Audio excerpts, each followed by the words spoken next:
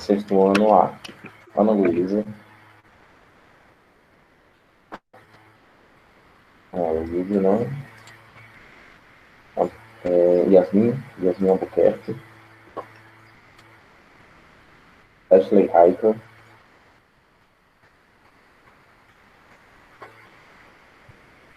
Caio está presente, estou vendo. David Lucas, Ellen Silva, João Vitor,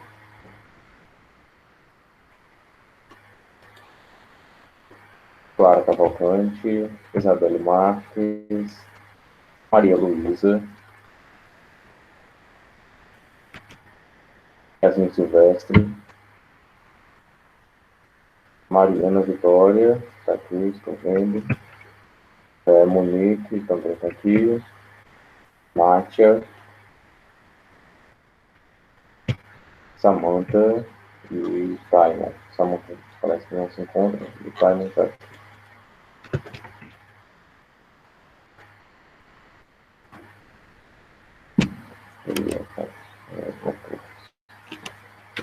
Sexto ano B. Ana Cecília.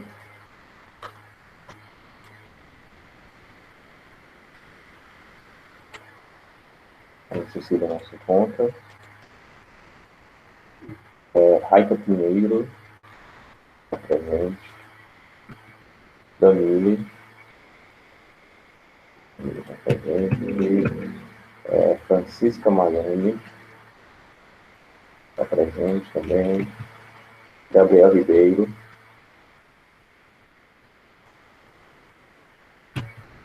João Pedro.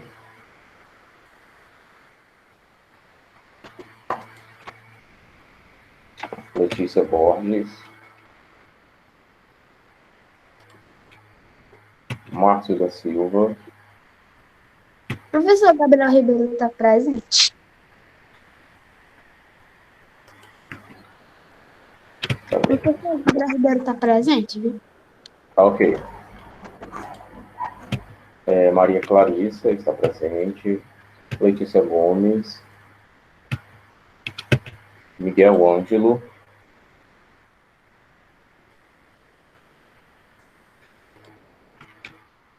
Nara. Não. Pedro Maciel. Ronald Eric.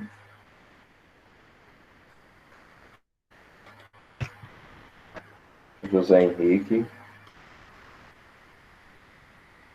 Também não. E João Amparo.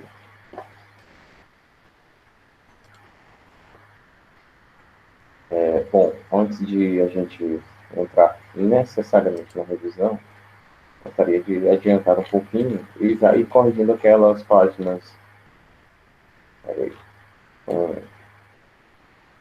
Deixa eu passar de vocês. Não, no caso, isso vai ser em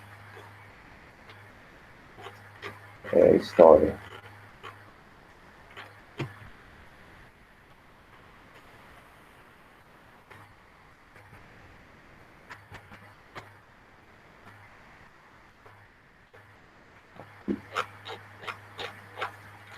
Abra um livro, pessoal, para a gente dar continuidade aqui, na página 241, tá ok? De história, né, professor? De geografia, tá bem? Não, me perdoe. A primeira aula é história, desculpe. Eu confundi aqui.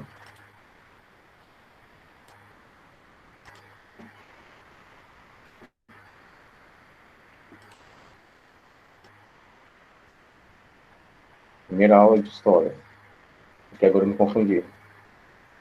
Como eu ia dizendo, antes de a gente entrar na revisão, eu queria que a gente fizesse logo a correção dessa atividade aqui. Caso alguém não tenha feito, a hora de corrigir agora, né? Eu acredito que ninguém fez. 216, né? Isso, página 216.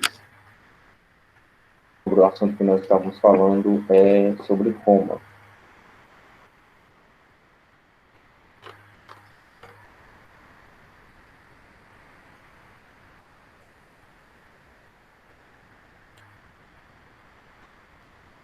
Vamos lá. Primeira questão é bem simples, tem até um pouquinho a ver com geografia, mais geográfica do que histórica, mas vamos lá.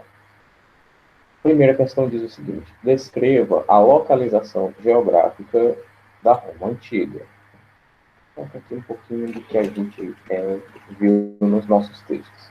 A Roma Antiga, ela surgiu num pequeno território que se localizava, ou melhor, localizado, né? Ainda está lá, na Península Itálica. Ao norte, fazia fronteira com a Cordilheira dos Alpes, ao sul, com o Mar Jônico, a leste, com o Mar Adriático e a oeste, com o Mar de Reno. Posso ler a minha, professor? Pode falar, A minha tá? é um pouco diferente, mas está dentro do assunto. Um pouco dentro do assunto. Era um pequeno território localizado na Península Itálica, localizado na região centro-sul da Europa, atual território italiano, que se estende pelo mar Mediterrâneo. Tá correto também, tá correto também. Posso deixar? Pode deixar. A ideia principal é falar sobre a região central, que seria a Península Itálica. Mais alguém fez essa daqui? Só vocês dois?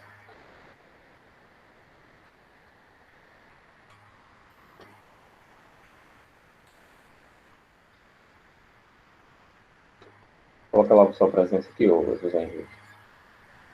Página 216, livro de História, tá certo? Segunda questão. Cite os povos que faziam parte da Península Itálica. Posso ler? Pode sim. Os gauleses, origem celta, os etruscos, italiotas, perdão, os etruscos, não, italiotas, etruscos, ou etruscos. Depois do E, você coloca um T, não tem um S. Etruscos, tá bem? Tudo bem, tudo bem. Etruscos, italiotas, nome genérico para se referir aos latinos de origem indo-europeia, e os sabinos, origem indo-europeia e italiana. Mais alguém? Posso falar a minha? Pode sim.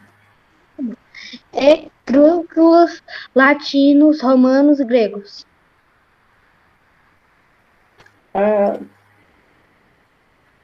Bom, pode-se dizer que sim. Só fechar isso aí, galera, porque tá muito pesado. Não. Vamos lá. Para considerar os povos que faziam parte da Península Itálica, certo? Na Península Itálica, mais importante, né?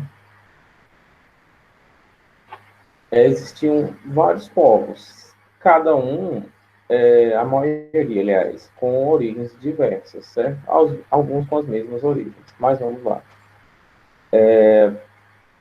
Ambos se fixaram na mesma região, certo? Os gauleses, eles tinham origem celta. Talvez eu acredito que talvez vocês, quem gosta de filmes medievais, talvez já tenha ouvido falar nos gauleses ou nos guerreiros celtas.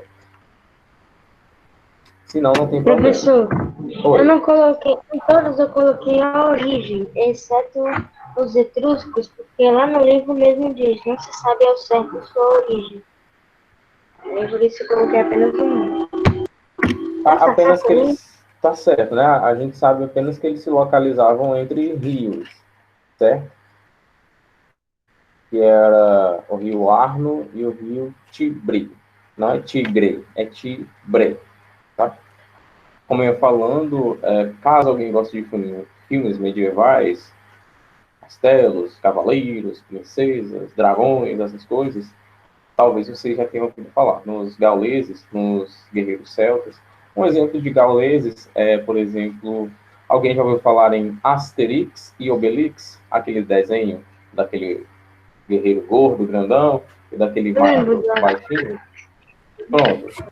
Eles são gauleses. Eles se fixaram na planície do Pó, certo?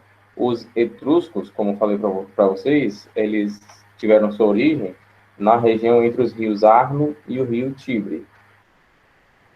Os italiotas, que são os latinos, e os sabinos são de mesma origem, como eu falei para vocês. Uns têm mesma origem, outros têm origens diferentes. Os italiotas e os sabinos têm origem indo-europeia e se localizavam na planície do Lácio. É melhor colocar essa resposta aqui também, né? Mas quem falou está correto, tá? A E minha mais tá alguém quer certa, falar? professor? Deixa eu Eu colocar botei aqui. no chat. Etruscos, sabinos, sabinistas, latinos, romanos, helenos, gregos. Pode ser. Ela colocou, tu pesquisou, foi amanhã. Certeza, foi fora do livro, porque no livro não tem essas informações. Por isso, mas eu passei pra amanhã. Quem falou tá certo, você viu. É o velho pai Google e a mãe Wikipedia. Vamos lá, terceira questão. A fundação de Roma é atribuída a uma lenda que descreve a vida de dois irmãos desde o nascimento à chegada do primeiro rei ao poder. Comente como se deu essa fundação. Aqui, Posso professor. falar? Eu vou pela ordem aqui do chat. Pode falar, Maiane. A história da fundação em Roma está ligada a uma origem mitológica, segundo a lenda. Mas tradicionalmente os dois irmãos gêmeos, Rômulo e Remo, participaram da fundação da cidade após terem sido abandonados no rio e salvos por uma loba que os amamentou, mantendo-os vivos. Eu botei isso. Tá. Tá, irmão, pode falar.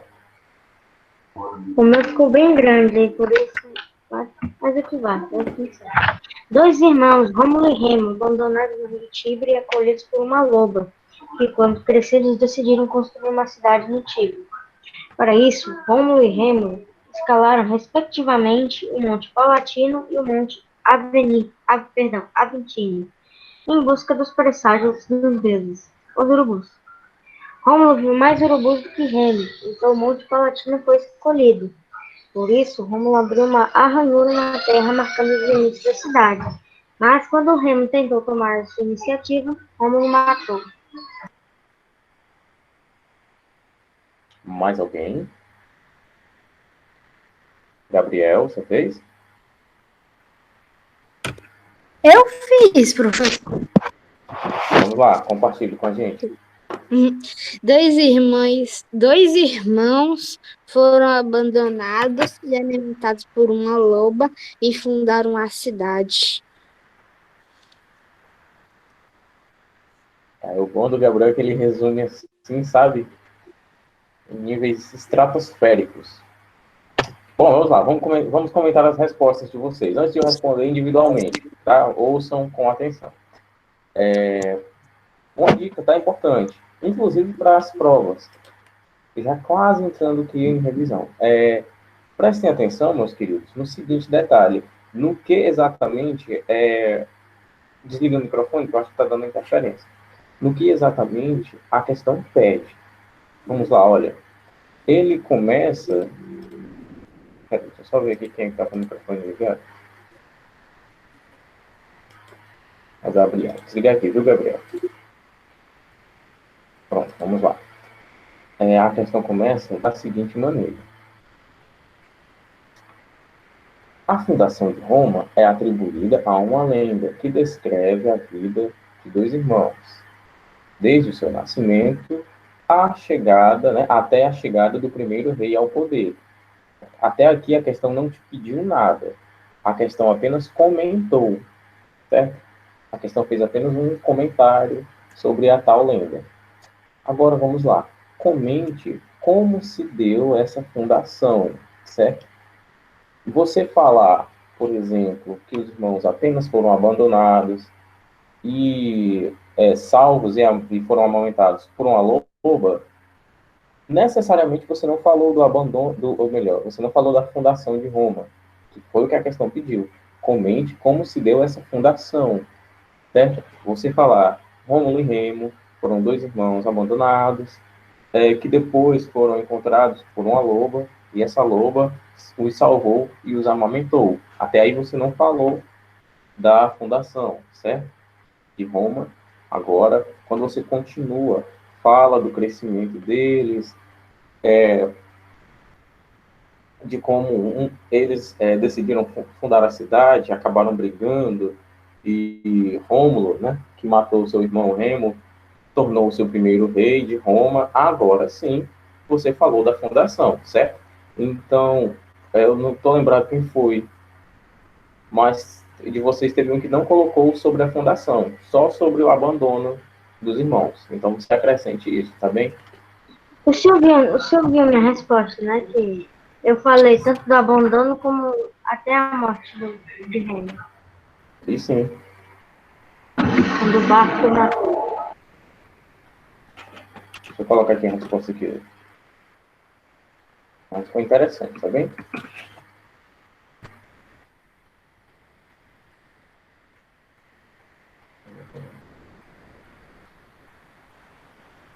Tá. Teoria.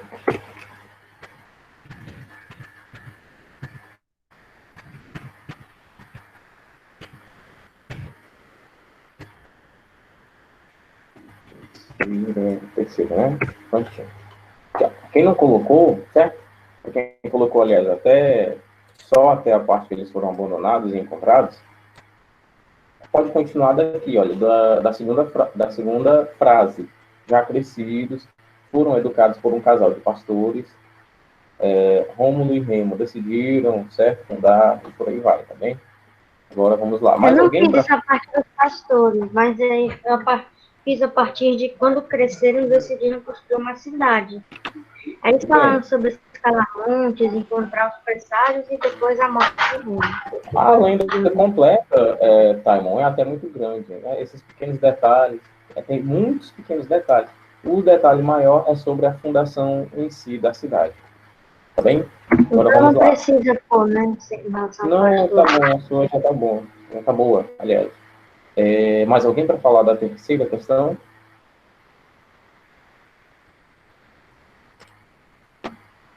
Não, então vamos lá. Quarta questão. Quem quiser, põe aqui no chat já, logo, enquanto eu vou lendo aqui, para a gente ir agilizando. O período monárquico de Roma foi marcado pela disputa política, social e econômica entre os patrícios e os plebeus. Explique. Gabriel, comece. Professor, você não achou a minha 3 meio resumida, rodando as coisas? Você vai adorar a minha 4, viu? Ora, Os ora. plebeus, os plebeus lutavam por igualdade política. Como é? Os plebeus lutavam por igualdade política. Acho que você resumiu demais agora, Gabriel. Deixa eu ver quem mais quer falar. Taimon, pode falar, Taimon. Enquanto os patrícios eram grandes proprietários de terras, tinham o direito de servir ao exército, influenciar na política diretamente junto ao rei e podiam compor o Senado, os plebeus eram camponeses que dependiam dos patrícios e eram bastante explorados, além de não possuir direitos políticos, que gerava uma grande desigualdade, tanto política como social como econômica. Maiane. As diferenças sociais entre patrícios e plebeus se agravaram ao longo do tempo, gerando muitos problemas para o governo romano. Só isso.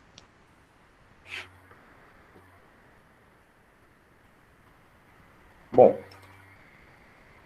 tudo isso se deu, certo, num processo de crescimento, certo, e de urbanização de Roma. Com esse processo, foram surgindo divergências e rivalidades, e as divergências que já tinham foram aumentando, certo? Entre essas duas únicas classes sociais que tínhamos ali, os plebeus e os patrícios, certo? Os patrícios eram os grandes proprietários de terras, também poderiam servir o exército, certo? Já tinham uma diferença social, uma diferença na moral que eles tinham, no status social que eles tinham, e também eles atuavam diretamente na política, certo? Já que eles podiam ser senadores. Já os plebeus, eles eram, em sua maioria, camponeses, que trabalhavam nas terras na maioria, certo? A maioria trabalhava nas terras dos patrícios, vivendo apenas de sua subsistência. Eram bastante explorados e não possuíam direitos políticos, como os patrícios possuíam. A de você está correta, mas assim, Gabriel, né, colocou que os plebeus lutavam por direitos sociais, né? Acrescente alguns detalhes a mais que eu estou fornecendo aqui nessa quarta questão também. O professor tem que botar alguma coisa aí da quarta? Não. Aqui, o Gabriel ele tem uma sabedoria para resumir bastante. Só que essa daqui ele resumiu muito mesmo. Mas é uma qualidade, sabe? Você saber resumir uma resposta, porque, por exemplo, na redação, certo? Tem gente que tem muita ideia na cabeça e começa a fluir, as ideias vão fluindo, e você chega lá na 20ª linha e você ainda está colocando informações, certo? Sendo que você vai ter só 10 linhas para concluir aquele montão de informação. Então é interessante que você saiba também resumir seus argumentos, às vezes. Tem alguns detalhes, até mesmo de umas respostas dessas aqui que eu coloco, eu tiraria alguns detalhes, certo? Por exemplo, talvez eu não colocasse essa em outro momento, né? Eu não colocasse esse primeiro comentário com processo de crescimento, até classes sociais, patrícios e plebeus. Eu já começaria de os patrícios eram grandes proprietários, certo?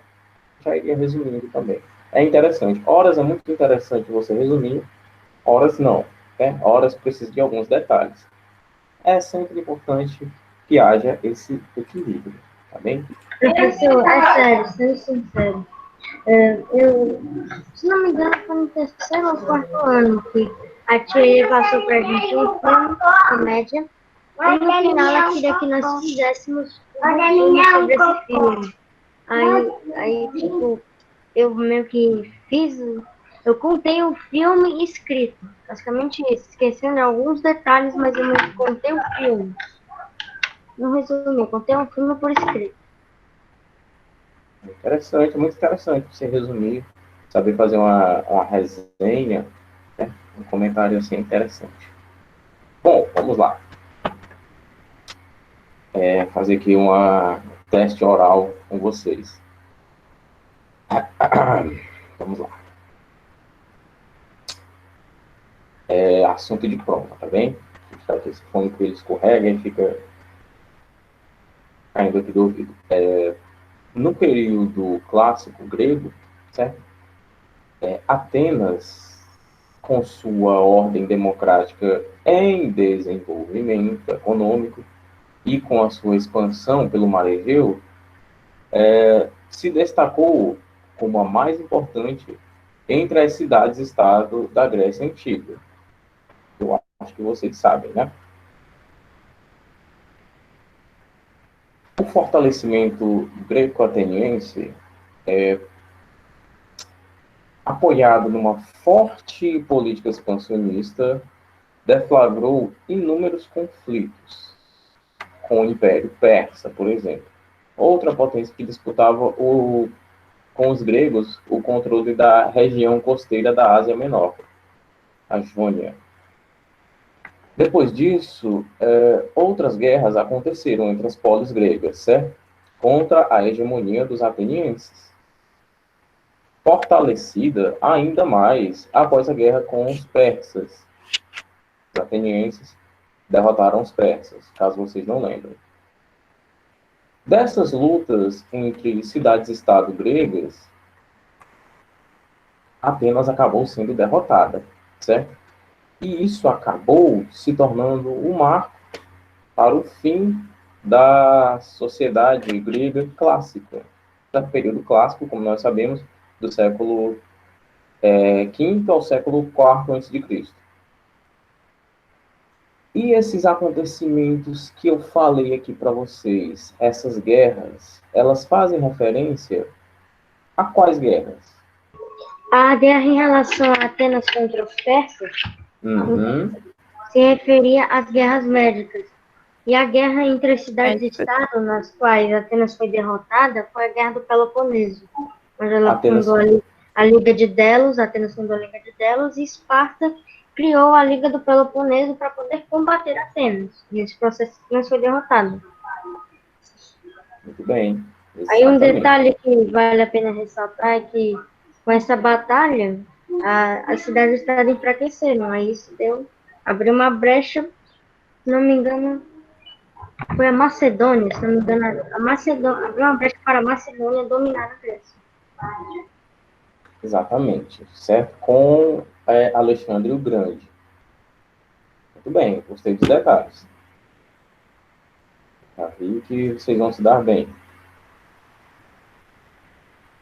Vamos lá. Mais uma aqui. Isso aqui está mais fácil. Sobre a civilização grega da antiguidade, certo? Nós não podemos deixar de falar que ela nos deixou um enorme legado, certo? Um legado inimaginável. Em vários campos. No campo cultural, no campo político, né? Da cultura, a gente pega muitas coisas. A gente pega o teatro, aliás, na cultura, né? A gente pega muita coisa. A gente pega teatro, a gente pega que do teatro se tornou depois o cinema, certo? Porque o cinema nada mais é do que uma adaptação do teatro, uma adaptação cinematográfica do teatro.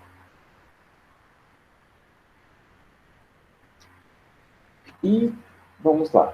Do que eu vou mencionar aqui para vocês, eu só quero que vocês me apontem algo que não corresponda com um legado deixado pela civilização grega da antiguidade.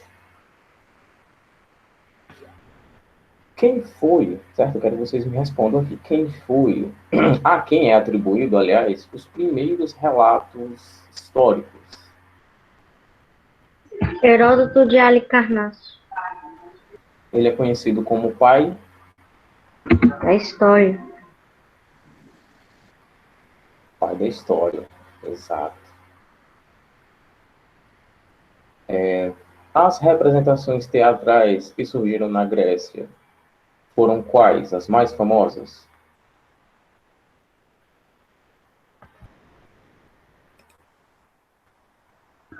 Eu só não estou olhando, mas pelo que eu me lembro, algumas obras se referem do teatro, né? Isso. Teatro. Foram duas representações teatrais, as mais famosas de todas, Não. certo? As Não necessariamente. A Só comédia e explicar a melhor, tá? tragédia. Isso, a comédia e a tragédia. Ah, tá. Achei que você quisesse exemplos de obras. Pois é, era isso que eu ia falar. Eu não me refiro a obras, e sim a gêneros, certo? Esse gênero teatral da tragédia e da comédia foram os mais famosos, os mais aclamados em toda a Grécia. No caso, em comemoração às festividades dionísticas, certo? Em homenagem a Dionísio. Qual regime é o característico da experiência política da cidade de Atenas? Regime monárquico, republicano, ou melhor, perdoe, regime monárquico ou regime democrata, ou tirania. Regime democrático. Regime democrático. Vocês estão me perguntando ou estão afirmando? Eu tô com sono. Tô Teve de tudo lá, viu? Teve democracia, teve tirania. Eu estou em dúvida, mas creio que seja democrático, porque em relação às outras cidades do estado, Atenas se destacava mais politicamente da democracia. Vamos lá, é a mesma dica que eu dei para vocês naquela questão lá. A gente está falando dos legados, certo? Claro que a Grécia passou pela experiência de uma monarquia também, certo? Claro, mas de um legado que ele deixou para as civilizações posteriores, o seu legado maior vai ser a democracia. E lembrando também, é sempre importante falar isso, que essa democracia não é a democracia como nós conhecemos hoje, certo? É uma democracia É só base. meio que excludente, né? Tira esse pessoal aí, deixa esse pessoal aí de lado. Que no caso eram os escravos, até porque essa própria sociedade permitia escravos, certo? As pessoas tinham os escravos por lei, elas eram amparadas pelo Estado. É escravidão por dívida, né? Que diz lá que, tipo, você não pudesse Isso pagar a dívida, você trabalhava para mim. também tinha esse mecanismo do Estado de você dever uma pessoa e você não poder pagar, ela pode te escravizar até você pagar a dívida. E o Estado vai amparar essa pessoa que você está devendo, certo? Daí decorre um ditado popular, um velho ditado popular, que no caso é em agradecimento, sabe? Quando a pessoa é muito grata a alguém, assim, por vários favores, geralmente as pessoas, isso é muito comum aqui no Ceará, as pessoas dizem o seguinte: nem se eu me vendesse, eu ia conseguir lhe pagar, certo? Tem um ditado aqui muito dito no Ceará, que é ditado muito dito, olha, tem um ditado aqui no Ceará muito falado, e é desse jeito. Nem se eu, em agradecimento, nem se eu me vendesse, eu conseguiria lhe pagar. De tantos favores, de tanta ajuda que a pessoa já deu. Né? Tem essas bases históricas aí, de você não conseguir pagar uma pessoa e você ser escravizado. As Interessante, né? pessoas usam pleonasmo aí. Como é, Simon? As pessoas usam pleonasmo aí. Não é? Vamos lá, continuando. A concepção criada pelos gregos do exército como uma força permanente composta de soldados profissionais também é um legado deixado pela Grécia Antiga? Pera, pode repetir, por favor? A concepção criada pelos gregos do seguinte: um exército permanente com soldados, apenas com soldados profissionais. É um legado da Grécia Antiga? Preste atenção nessa parte. Composta apenas por soldados profissionais. Não. Não, não. Com certeza Tá. não. Vou explicar por que não. Porque eu tinha aqui o exército convencional, as pessoas que cresceram treinando militarmente, certo? E eu tenho aqui essas pessoas que eram cidadãos comuns, trabalhadores, etc., donos de terra, que poderiam servir ao exército, mesmo não sendo profissionais, certo? Essa concepção não é trazida da, desculpem, da Grécia Antiga, certo? Até porque nos dias de hoje nós temos um grande número de pessoas no exército convencional, vamos dizer assim, mas nós também temos os reservistas, né? Mas essa concepção de exército como uma instituição permanente, composta de soldados profissionais, com um grande contingente, para que nem se pense em usar os reservistas, não tem nada a ver com o legado grego antigo. Vamos lá.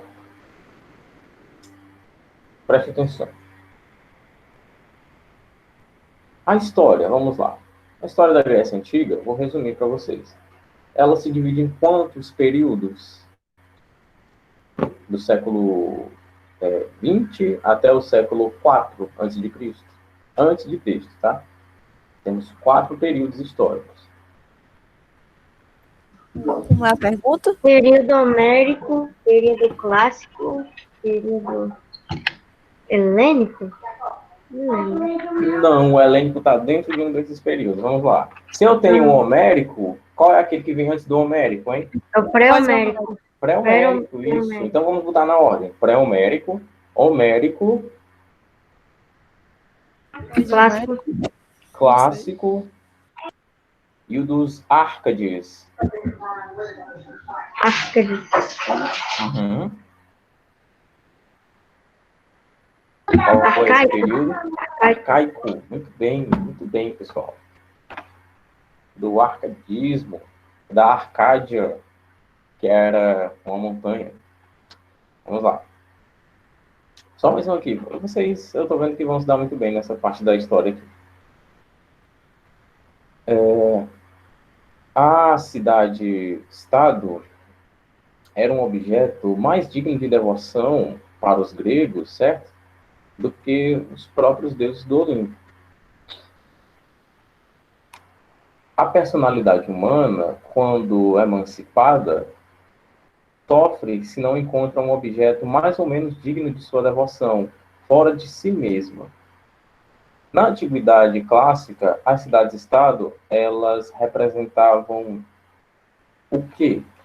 Elas representavam uma característica da civilização helenística.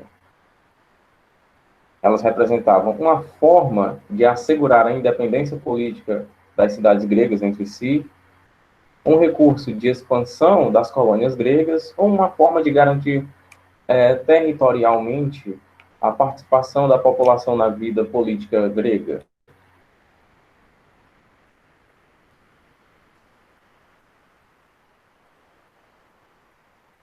Vocês estão aí? Eu tô. Eu estava, tô no professor, mas raciocinar. mas desse daí eu não consigo lembrar. Vamos lá, preste atenção. As cidades-estado, elas não representavam uma forma de garantir territorialmente a participação ampla da população na vida política, tá? Porque nós sabemos que nem todo mundo tinha essa participação política. Primeiro, porque algumas pessoas simplesmente não tinham o direito de participar na política, ou porque eram escravos, ou porque eram mulheres, ou porque eram pobres e não poderiam pagar para participar das reuniões políticas, certo? Nesse sentido, as cidades-estado, elas não foram montadas de uma maneira que preservasse e ampliasse, certo? O número de pessoas e as classes sociais que participam ativamente da política. Porque as mulheres, para começar, não eram cidadãs, tinham-se escravos, como a gente já falou, os estrangeiros não podiam ter essa participação, embora pudessem servir ao exército, certo? Então, a cidade grega não representava essa ampliação da democracia. Ela também não era um recurso de expansão das colônias gregas, certo? Talvez ela fosse um recurso de expansão da própria cidade em si, mas até certo ponto, porque como nós vimos, depois da expansão territorial de algumas cidades-estado, o que mais se buscou não foi ampliar mais, certo? O que mais se buscou foi o seguinte: definir as fronteiras para que eu possa defendê-las. Eu não quero mais uma expansão territorial. Eu só quero agora defender o que foi conquistado. Alexandre, num certo período, promoveu bastante essa política de uma certa paralisação da expansão territorial e uma progressão da expansão cultural, porque, como nós vimos, ele é o criador de muita coisa na área cultural no seu império, certo? Biblioteca, teatro. Na verdade, ele fundou a maior biblioteca do mundo antigo, sendo que no mundo moderno são poucas que se